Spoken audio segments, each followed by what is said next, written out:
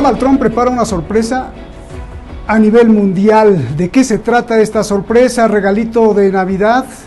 Aquí lo vamos a preguntar. Dice que se llama Social Truth. ¿De qué se trata todo esto? Y además, con ello, pretende darle un golpe. Le vamos a decir. Soy Roberto de la Madrid. Y esto que siempre ha sido suyo, Detrás de la Razón. Comenzamos.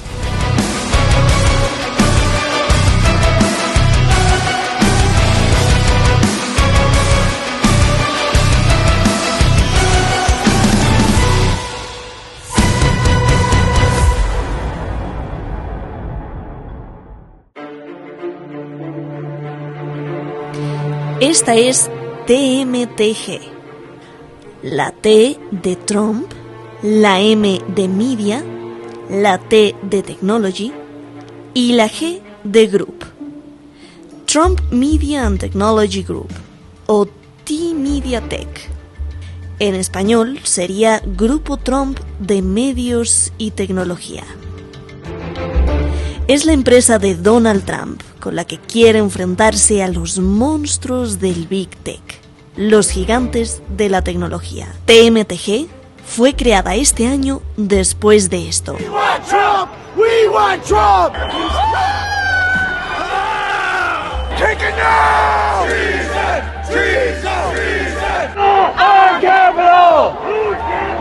Our capital! USA! USA!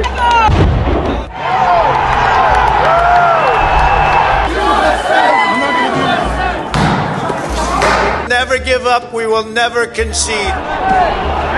El asalto al Capitolio el día de los Reyes Magos, el 6 de enero. Enardecidos que acusaron a Biden de haberse robado las elecciones. Trump los llamó patriotas y el Big Tech le cortó la cabeza. Homicidio virtual. Desaparecieron a Trump de las redes sociales. Twitter y Facebook lo expulsaron y le apagaron el switch. En febrero de este año, Trump funda entonces TMTG. Con esta denuncia, leo textualmente: los medios se han inclinado peligrosamente hacia la izquierda. Silicon Valley, los principales medios de comunicación y las grandes tecnologías han comenzado a silenciar por la fuerza las voces que no se alinean con su ideología.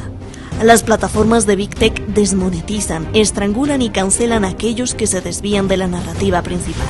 No solo están censurando el contenido, están determinando lo que se puede y no se puede decir. Al controlar cómo se comparte la información, controlan la narrativa, controlan el futuro. Ellos te controlan.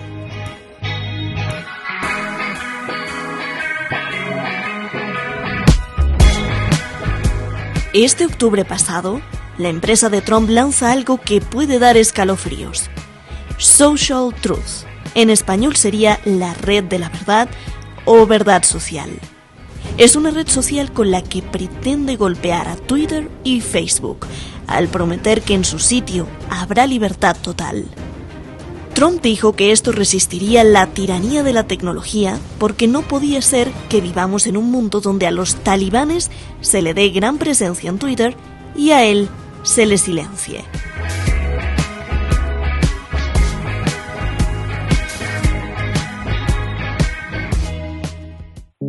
La noticia creó efervescencia en muchos inversionistas.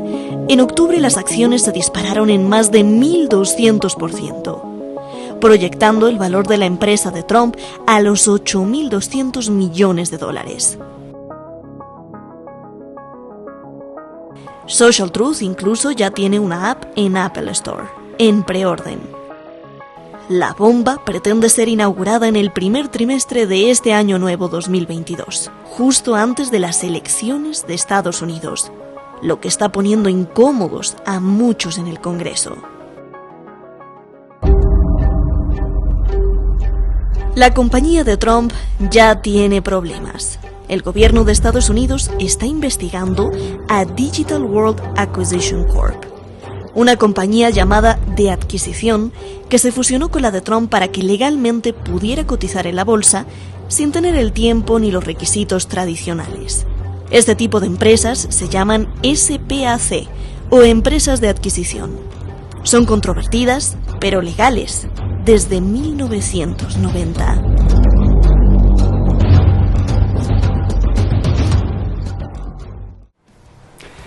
Muchísimas gracias al equipo de Detrás de la Razón. Gracias a usted, sobre todo porque los felicita, es un equipazo, nos dicen y nos llegan felicitaciones de que tenemos un equipazo y efectivamente no somos muchos, somos pocos, pero tenemos, por ejemplo, unos editores y unos grafistas tremendos que se queda uno con la boca abierta y todos dirigidos, un investigador que nos ayuda y dirigidos por la productora que usted la conoce también, Shadi Narváez. Gracias a todos ellos se hace posible esta transmisión y gracias, por supuesto, pues a nuestros analistas. Hoy tenemos investigador, ya lo conoce, investigador social, humanista, abogado, analista internacional y sabe mucho de la geopolítica. Muchísimas gracias, Francisco Fernández Cruz Sequera.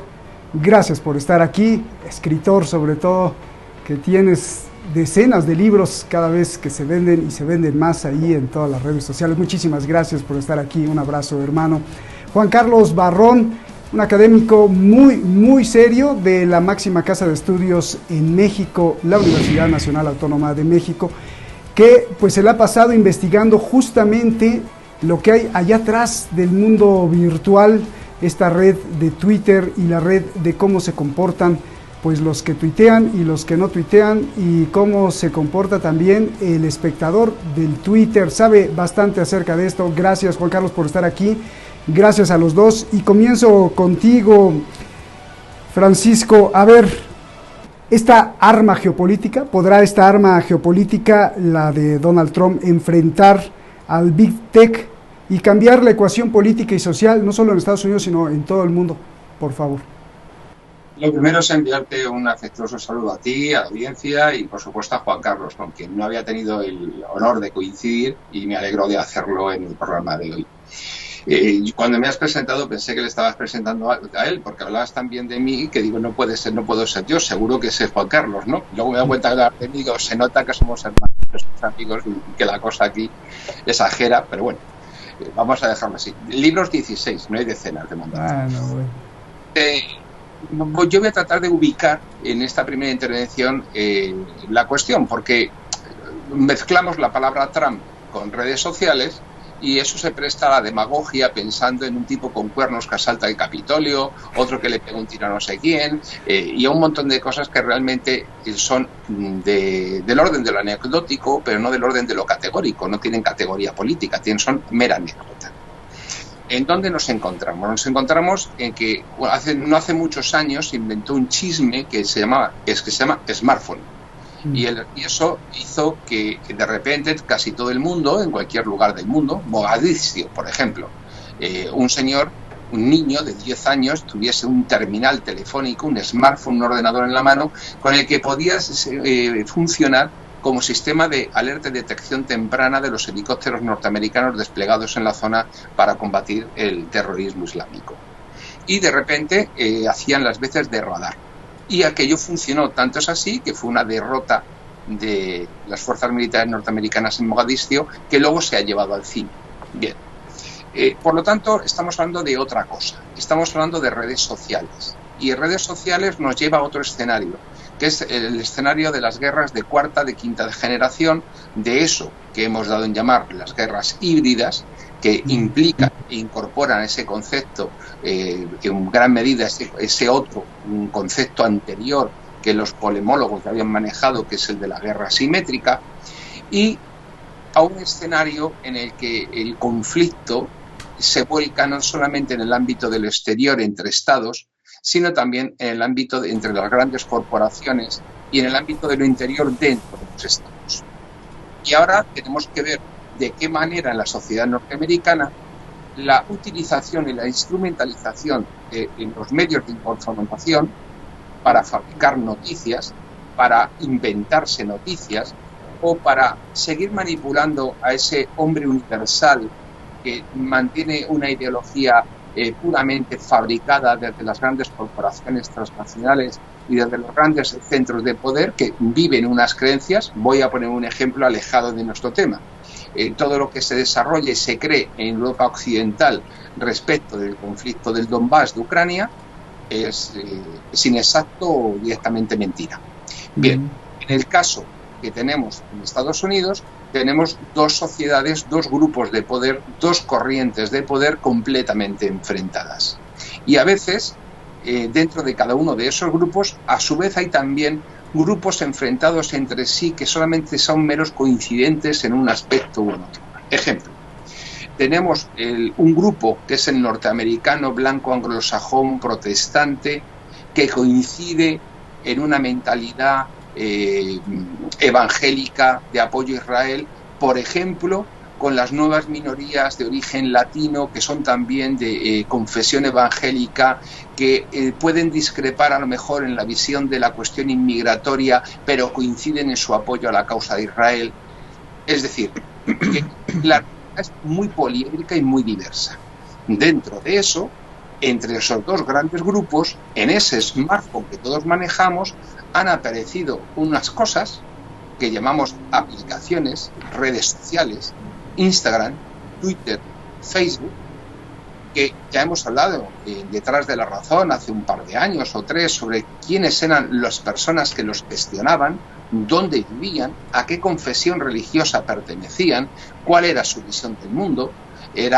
Pesaban mucho más en Tel Aviv, por ejemplo, que en Nueva York, pero cotizan en la bolsa de Nueva York, y toda esa gente se mueve dentro de lo que podríamos llamar, por decirlo de alguna manera, esa visión globalista que algunos dan en llamar progresista, otros no, otros discrepan, otros coinciden, pero que se mueve dentro del ámbito de Hillary Clinton, de Biden, de los demócratas, parcialmente, que, por ejemplo, permiten que los talibanes actúen en WhatsApp o permiten que los talibanes tengan Twitter, pero al mismo tiempo no permiten y censuran los comentarios o las actuaciones que vayan contra la agenda LGTBI. Es decir, está claramente alineado con lo que podemos llamar el poder globalista. Y luego tenemos otro grupo de personas excluidas de esas redes sociales, que son las que han perdido las elecciones entre Trump y Biden, aisladas y excluidas de las redes sociales, como el propio Trump, y que podemos ver lo que ha pasado ahora con este anuncio, y lo vamos a ver, que son esa versión que representaría el aislacionismo norteamericano clásico, la ambición imperial norteamericana y el hegemonismo y la unipolaridad, pero no al mismo tiempo en contradicción un enfrentamiento ideológico, pero sin que se planteen, sin que tengan los mismos planteamientos de las revoluciones de colores, de expansiones que podía tener, por ejemplo, Biden, y que estamos viendo cómo Biden ha aumentado muchísimo la tensión en todo el cerco de Eurasia, desde el Báltico hasta el Estrecho de Bering. Esos dos grupos de poder, uno de ellos está dentro de las redes sociales, los GAFAM, y otro está completamente fuera. Y estos que están fuera, Trump, que cabalga ese tigre, que cabalga ese caballo, ha conseguido en unos días anunciar Trump Media, su grupo de comunicación, llega a un acuerdo de fusión con Digital World. Y Digital World, que ya estaba constituido, que es una sociedad instrumental para la adquisición de un bien futuro, sea en mercados o valores, consigue una inversión de $1.000 millones.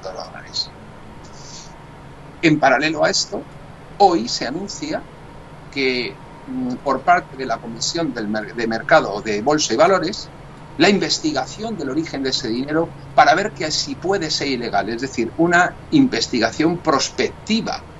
Cuando se investiga legalmente es porque hay indicios de ilegalidad.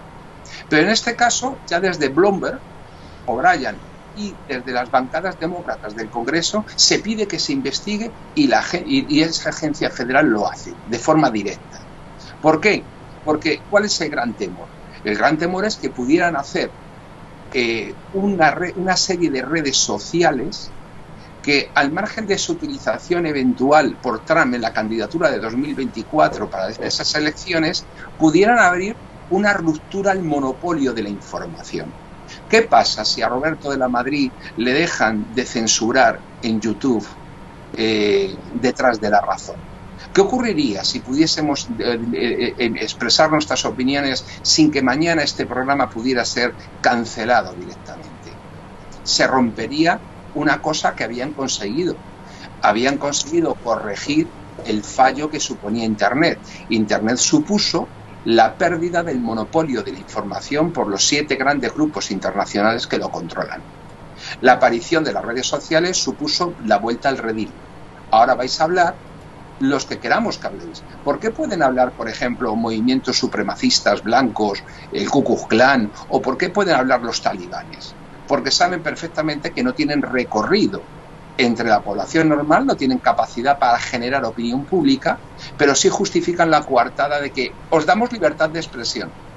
Ahora bien, cuando alguien tiene la capacidad de expresar el consenso de un conjunto de personas que puede influir en lo político, es decir, en el campo de lo posible y no en lo ideológico, a ese se le cierran las puertas. Y ahora hay un segundo actor que ha llamado menos la atención, pero que también tiene mucha importancia. Y es que el que ha sido secretario del Tesoro con Donald Trump acaba de crear un inmenso fondo de inversión con capital saudí. ¿Qué pasaría si los saudíes deciden, a través del que fue secretario del Tesoro de Trump, invertir 2.000, 3.000 millones de dólares, es decir, una tontería para ellos, en estas redes sociales? Pues probablemente la partida se abriría, los grupos globalistas y transnacionales y financieros que esencialmente apoyaron a Biden y antes que a él, a Hillary Clinton, y que les falló el invento, se encontrarían con un problema en 2024, y un problema no solo a nivel de Estados Unidos, un problema a nivel de control de la información. No tenemos más que ver cómo matan a un ciudadano negro en Estados Unidos, un policía, y se monta una escandalera mediática mundial increíble. Pero ¿alguien dice algo de las constantes matanzas de granjeros blancos en Sudáfrica? ¿O eso no es racismo? No, ese es racismo antiblanco, y entonces ese no importa. ¿Y eso quién me lo dice? El señor judío casado con una ciudadana oriental que es dueño de Facebook, Zuckerberg. ¿O me lo dicen los judíos propietarios de Twitter? Es decir, quien no aparece en los medios, quien no tiene acceso a los medios, no forma parte de la red. Bien. Y eso es lo que tenemos que plantearnos. Esta es la dinámica. Los televidentes, las personas que nos están viendo, no deben pensar en términos Trump bueno, Trump malo, Trump viene, Trump se va. Esa es el trampantojo. Eso es lo que pretenden que piensen para distraerlos. Lo esencial es que ya no ha aparecido, y sin embargo ayer ya en un bucle de la beta de prueba ya tuvieron un ataque de hackers y hubo quien registró @Donald Trump como perfil. ¿Por qué? Porque evidentemente dentro de la guerra híbrida, dentro de la guerra de quinta generación, estas redes sociales que pudieran romper el monopolio se van a enfrentar a un despliegue de medios en el ámbito financiero de investigación, en el ámbito jurídico y en el ámbito cibernético, como no ha existido otra nunca. Termino ya y dejo a Juan Carlos, que seguro que tendrá muchas cosas que decir, y estoy abusando. Bien. Oye, todo esto entonces es que no. La respuesta a mi pregunta es que no, o que sí, o que más o menos, quién sabe. No, o que sí, ¿a qué? A que se pueda constituir Social Truth, y que tuviéramos la alternativa de Social Truth, independientemente si es cierto, porque obviamente Trump te va a vender que es pura libertad. Te contesto con otra pregunta. Ahí, ¿conoces un libro de Geoffrey Parker, el hispanista, el historiador, que se titula El éxito nunca es definitivo? ¿Y qué? Pues si lo conoces, sabrás que GAFAM, Google, Facebook, etcétera, su éxito tampoco va a ser definitivo, y es cuestión de tiempo que antes o después el monopolio de información que tiene se rompa. O con este asunto, o con capital chino, o porque vengan los extraterrestres y nos invadan. Pero que se va a romper el tema, eso seguro. En la vida todo el mundo se muere. No hay ningún imperio dura para siempre, y nadie es capaz de tener siempre la verdad para el resto de la historia. Muy bien. Venga, gracias, querido Francisco. Juan Carlos, bueno, pues va a poder esta fuerza que dice Trump poder ya no derrotar, sino solo existir, porque pues recordamos las palabras de Francisco y el GAFAT, pues muchos de ellos están como asesores en el Pentágono, ya lo habíamos denunciado aquí desde hace varios años. Entonces, va a poder, ¿qué ves tú? Por favor, Juan Carlos, un gusto saludarte. Bueno, no sé si va a poder o no, si va a ser el primer intento, faltan muchas cosas para poder responder directamente esa pregunta, pero creo que aquí ya varias cosas que nos permiten hacer algunas asociaciones de ideas que creo que son importantes para tu audiencia, para tu importante audiencia. Que una cosa es la cuestión de que, lo que ya se ha dicho aquí, Francisco, la importancia de la información y la desinformación en las guerras híbridas de nuestro tiempo. Y pues hasta este momento, estas compañías que ya han sido mencionadas también, pues han tenido un control prácticamente absoluto de todas las comunicaciones no presenciales de buena parte del mundo y particularmente de Estados Unidos. A pesar de ese control mediático, no se ha podido lograr ese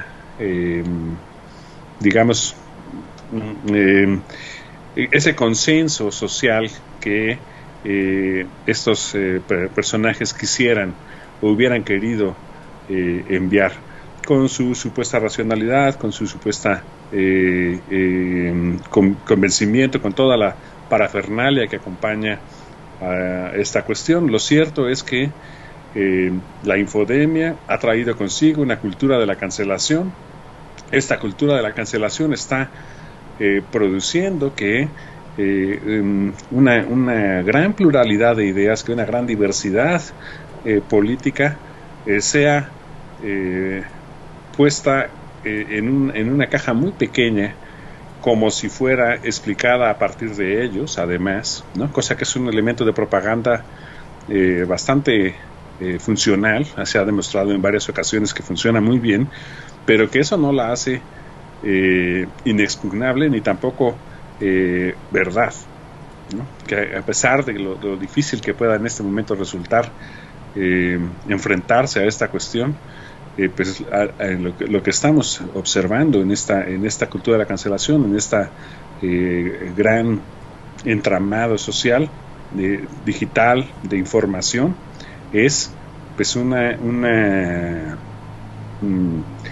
movimiento, una producción de manipulación que afortunadamente se resiste de múltiples maneras en todo el orbe. Y entonces aquí la pregunta es, bueno, pues llega esta cuestión de Donald Trump. Para mí, como académico, lo que me llama mucho la atención son varias cosas que me da curiosidad ver cómo va a ser, ¿no? Más que ver si va a funcionar o no. Pues bueno, si no funciona en esta, pues funcionará en otra, como bien dice Francisco, porque esta situación es insostenible, ¿no? La humanidad nunca ha vivido una situación como la que estamos viviendo actualmente, pero siempre ha encontrado la manera de estas tendencias de pensamiento totalizador encontrar el recoveco para la libertad. Entonces aquí estamos frente a una cuestión que a mí me llama mucho la atención. Por un lado está pues las diferentes dimensiones que implica una plataforma para crear una red digital de comunicaciones no presenciales.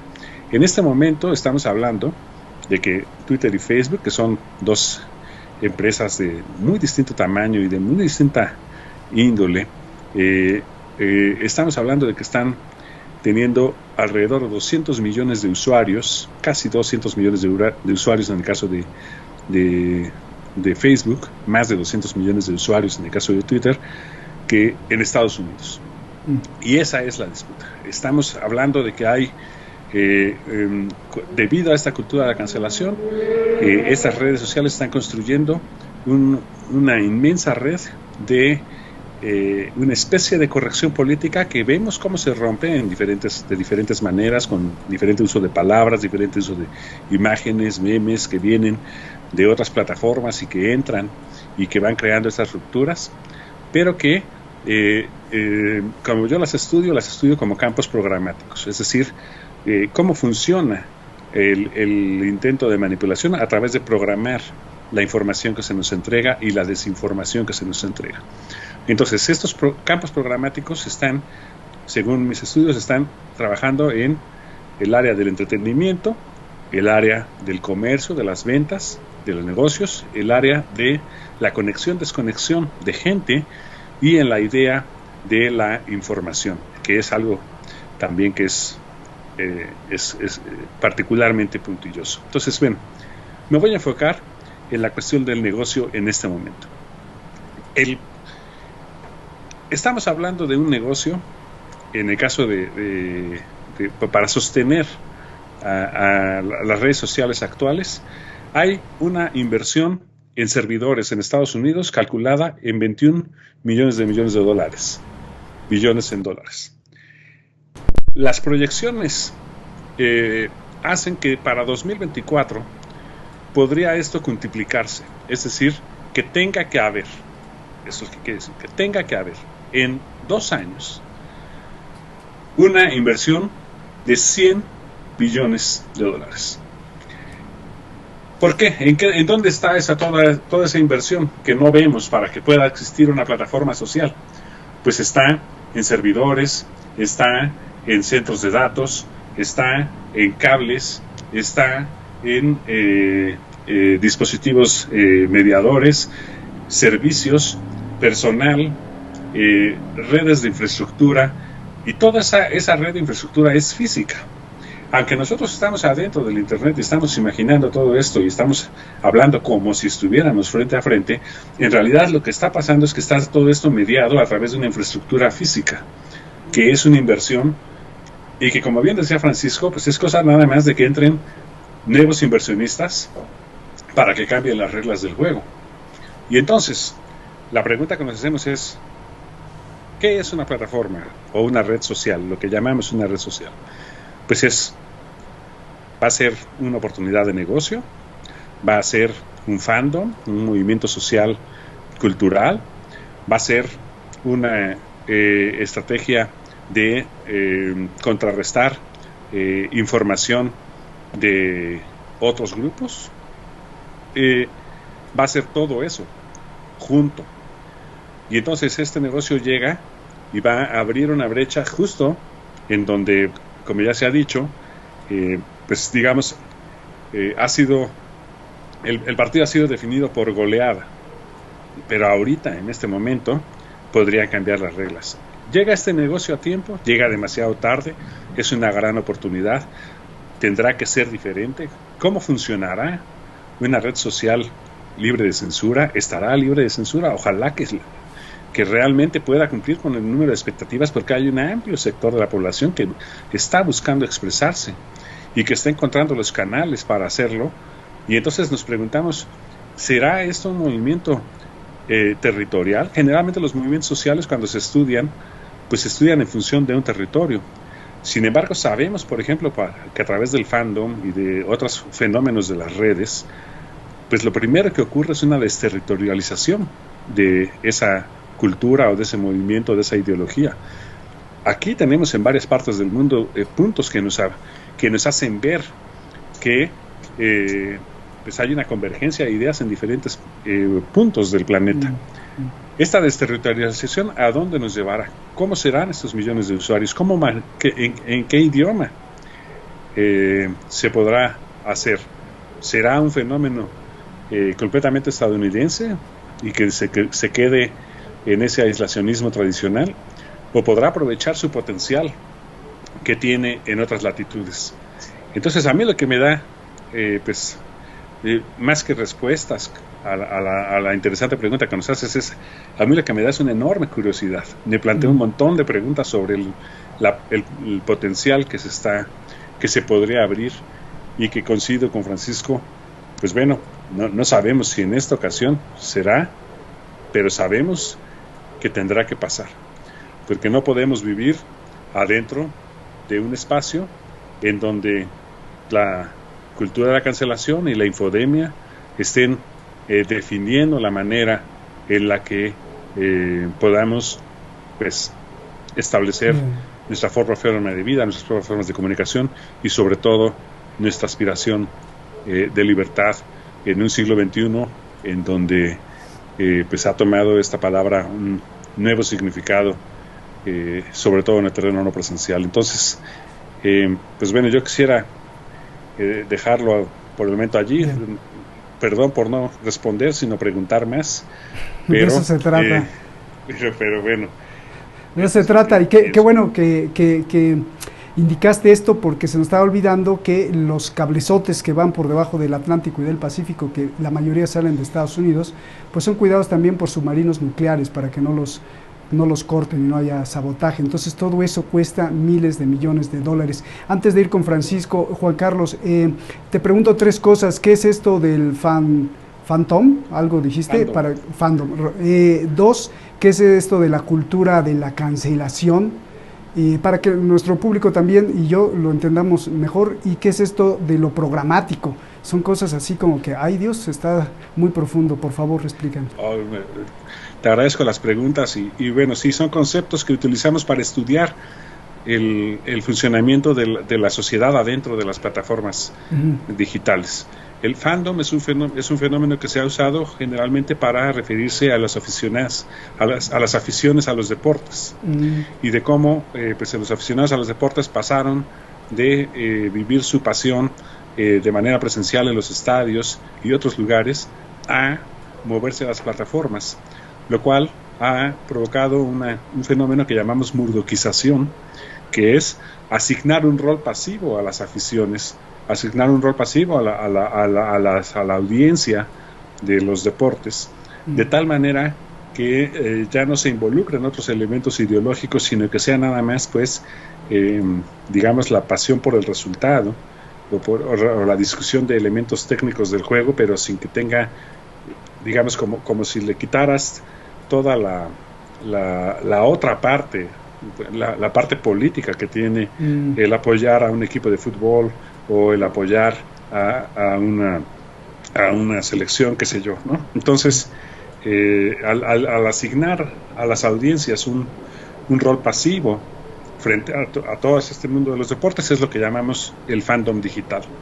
Y entonces, ese fandom digital tiene formas de moverse, de funcionar, que pues generalmente estaban asociadas al estudio de los aficionados pues no sé, de un equipo de fútbol o de cosas así, pero que ahora tienen muchas alegorías con los movimientos sociales que vemos en Internet y que vemos en